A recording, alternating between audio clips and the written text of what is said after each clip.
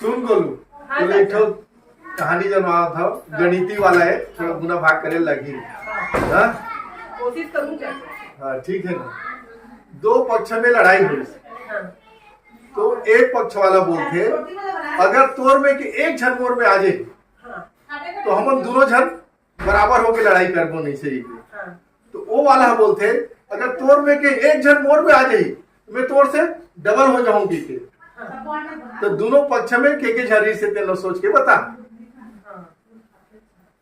एक जन एमा का चल रही तो वो हर बराबर हो बराबर हो जाए। जाए एमा के एक जन आ गई तो वो हर डबल हो जाए।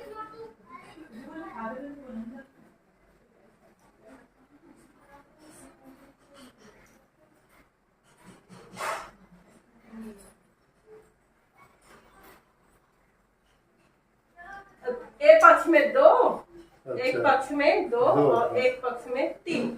अच्छा तो मगे दो में के है एक में नहीं, चली नहीं, तो चार हो गए। गलत हो गए चाचा, गलत हो गए, चार हो गए गलत है।